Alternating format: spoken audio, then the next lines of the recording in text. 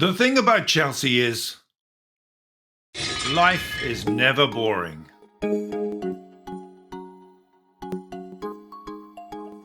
Hey chaps, welcome back to properchels.tv, your one-stop Chelsea news channel. I'm your host, as always, Logan Blue.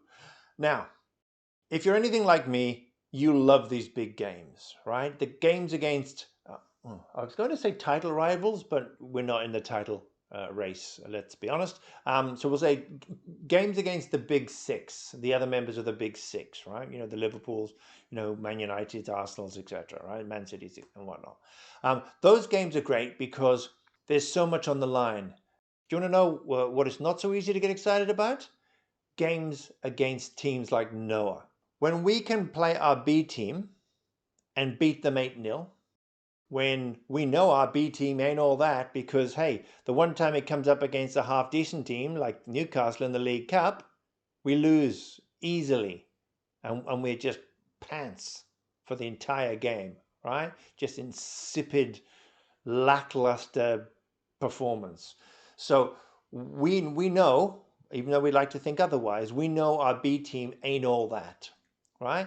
And so when our B team can beat a team 8-0, a team that's only been in existence for 7 years and has only got 3,000 seats in their home stadium, it's like playing a pub team. Literally, it's like playing a pub team. I mean, they're professional, so fair play to the Noah players for putting in a shift and trying their best, right? But it's not a game that we need to even basically think about or contemplate because those sort of games tell us nothing. It's like a training game for our reserves. Now, the game against Arsenal, however, that's a real game. So when we look at the recent form history, which I'm going to do in a second, we can delete from our, our sort of interpretation from our conscious mind any game for us that isn't in the Premier League. Okay, so as you can see here, their last game was in midweek where they lost 1-0 away to Inter. Now, I didn't watch this match, but by all accounts, they were the better team. They just couldn't finish their chances. They had loads of corners, which they didn't score from, which is ironic because Arsenal have been excellent at set pieces all season. But losing to Inter away in the Champions League, it's not 1-0. It's not the worst result, but that's actually the score. So 1-0, right? But they previous to that they lost 1-0 in the league away to Newcastle. We know it's a hard place to go, Newcastle. We hardly ever win there, but Arsenal are meant to be one of the title favourites, so these are the games they're supposed to win. Go back from there, they played their B team, beat Preston in the League Cup round of 16. Before that, a 2-2 draw with Liverpool, but that was at home. And 1-0 win in the Champions League against Shakhtar Donetsk. Their last few results have been pretty insipid, right? And they've lost 2 league games. They've basically taken 1 point out of the last 9, right? So I won't say it's an Arsenal crisis, but if they lose against Chelsea, everybody else will say it's an Arsenal crisis. Now, let's have a look at Chelsea, see how we've been going. Again, I'll mention them, but like I said, we can ignore, and I mean totally ignore, anything that isn't in the league for us because we've literally got 2 teams we're playing, the A team and the B team. We can't ignore Arsenal when they play in their European Cups because they're in the league, they're in the Champions League, so they're playing their A team, right? So if their A team loses, it's the A team loses. It's the A team's confidence that takes a hit, right? So whereas for us, if we lose to Newcastle in the League Cup, it's a pain in the where, but it's still just the B team lost. We can't help thinking if we had our A team out, we would have won this. Whether we would or not, who knows, right? But okay, so Chelsea's form isn't exactly stellar either. So we drew 1-1 away to Man United, a Man United team that were on the ropes in the sense of their manager had been fired, but they didn't quite have a new manager bounce, but they had a temporary new manager, interim manager bounce.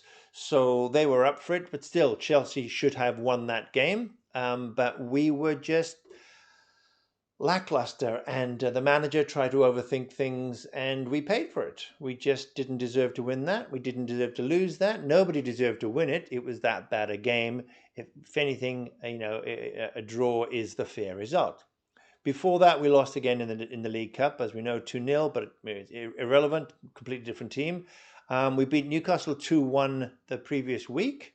Panathinaikos, again, 4-1 away win, but that was a B team, so let's not even focus on that. And then before that, we lost 2-1 to Liverpool. And before that, a 1-1 draw with Nottingham Forest. So there's a win in the league, there's a loss in the league, there's a win in the league, and a draw in the league. So we're hardly setting the world on fire in the Premier League, although we are in the Champions League places. So yeah, go figure that. But again, I think that's as much down to other teams struggling as it is to us, looking really, really good. So, okay, let's have a look at my team selection now, because, and also my formation, because the formation I think is important here, and it's a formation I think we need to play, even though we are at home, and it's a formation that Enzo has never played. So let's have a look at that.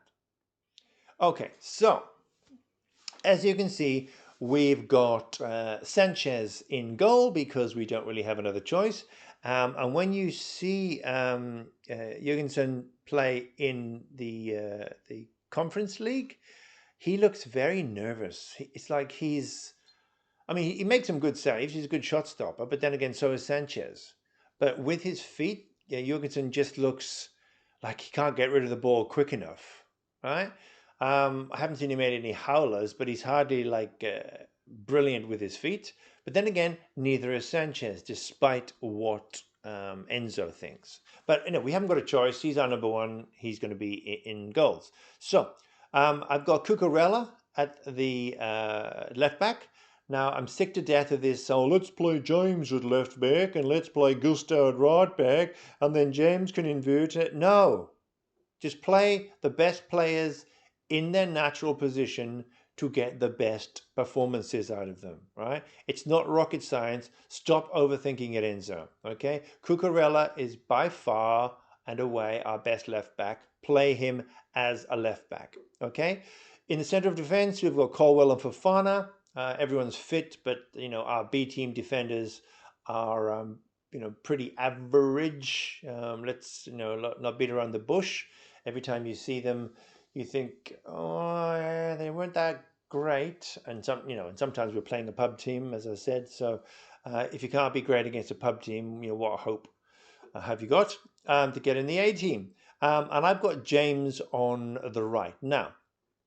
You'll notice the formation I'm playing here is a 4-3-3. This is something that Enzo has never played, and I don't think he'll play. But it's a formation that I would pick for this game, and there's a good reason for this, right? So in the center of midfield, right, I've got Lavia, Enzo, and Caicedo. So playing three in the middle allows us to control the middle of the park. This is an area that Arsenal is normally strong in, but has been weak in recent weeks. One of the reasons why they've lost and lost points in the last 3 or 4 games is that they have lost the control of games because the middle of the park, they've got injuries in the middle of the park, and Declan Rice is kind of being expected to do everything, but he's not a do everything kind of player. He's a very good cog, to have in the wheel, but he's not he's not Vieira, right? Or he's not, I don't know, Frank Lampard or an Essien or somebody like that. So I think if we can do this, we can control the game, right? So Enzo played brilliantly against Noah. Yes, we know it was Noah, pub team, blah, blah, blah. But, he had 3 assists and he only played half a game of football. He was imperious in spraying the ball, like the Enzo we thought we'd bought when we bought a World Cup winning, central midfielder for over 100 million. Caicedo is a monster. Caicedo will run everywhere, and Lavia is, I think, like the Caicedo light. He's kind of the next and best thing to Caicedo.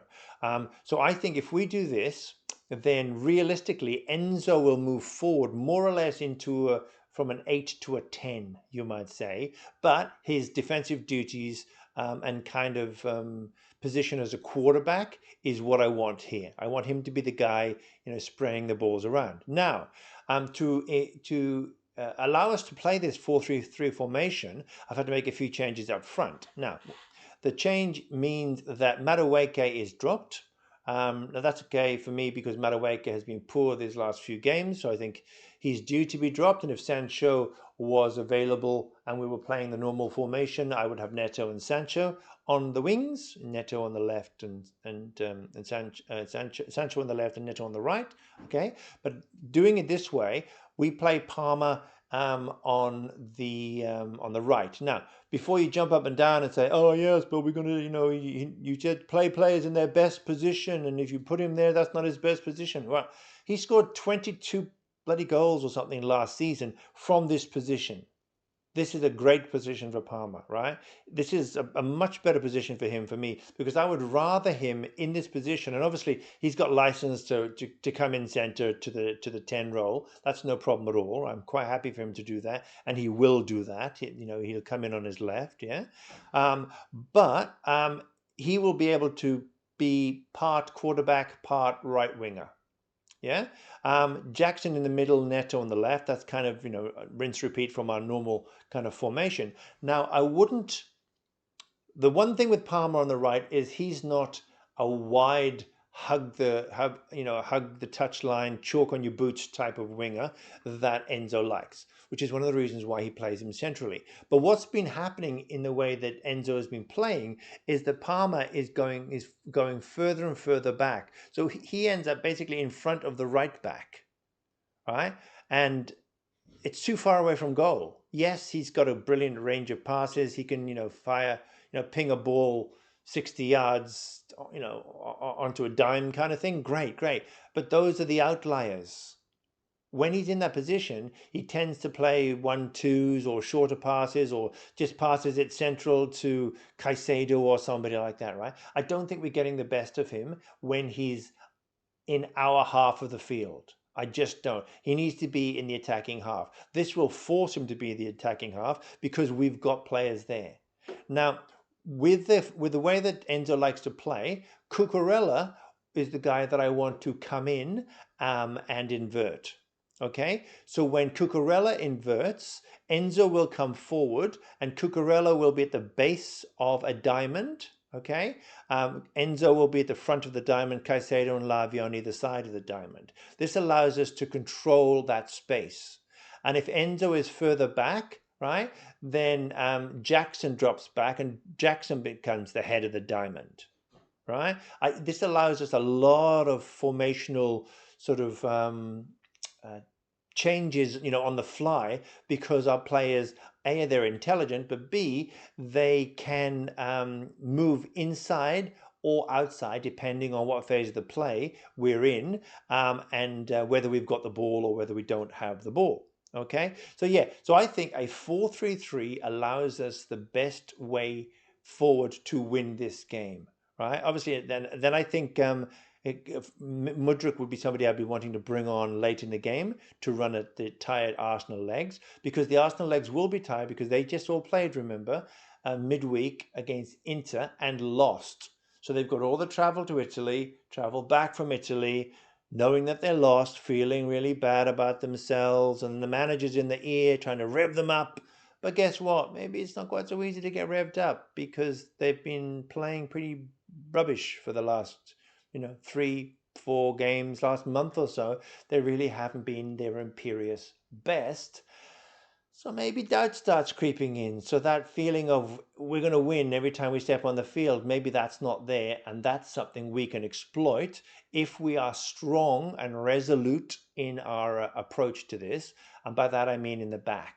right? If we're strong and resolute in the back, we will have the firepower, to penalize them. Okay, that's my formation. I think that I'm really excited. If we played this, I'd be like over the moon because, like I said, I'm picking it because this is the one I think we should pick in order to win. Because I don't want James playing out of position. I don't want Cucurella bombing forward and then James being the one to invert. Right? I just want to play the best players in their best positions. Palmer, of course, is the outlier there because he kind of has two best positions, the 10 and on the wing. All right. So there you go. Now to the score prediction. Right. So here we go. The score prediction for this one. Every time I start thinking positively, every time I start thinking that maybe this is the turning point. How many weeks have gone by already in the season where we think, if we can just win this game, we've turned a corner and now we're serious contenders, right? Or if we can just beat this team, now we can, have a crack, at the top four, like a serious crack at the top four, not just be an outsider, right? A wild card chance at it. But every time I say that, I predict something and then we just like Liverpool, I hope was the game. I felt if we could just stand up to them. Yeah, we played well, but we lost. And Man United, yeah, that was awful. That was just dire. That was like watching paint dry while smelling, like toxic paint fumes. That's how bad it was. So anyway, my prediction here is that it's going to be a 2-2 draw.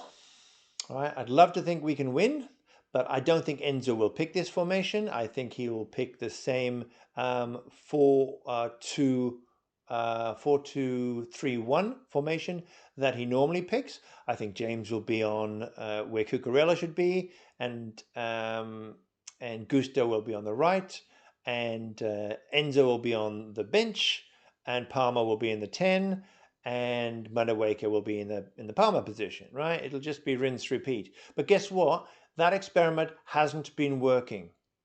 So what I want from Enzo is to stop overthinking the damn thing and just pick the best players in the best positions, and also pick a formation that will allow the best players to get the best performances, right? So 2-2, it's not the worst result, of course, but it's hardly going to set the world on fire for us. We'll stay above Arsenal because obviously we draw with them. We could so easily lose this game, but I just don't think Arsenal.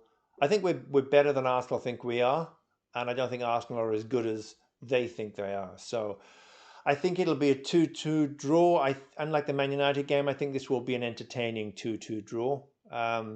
But I'd love to say that we can turn them over 2-1 or something like that.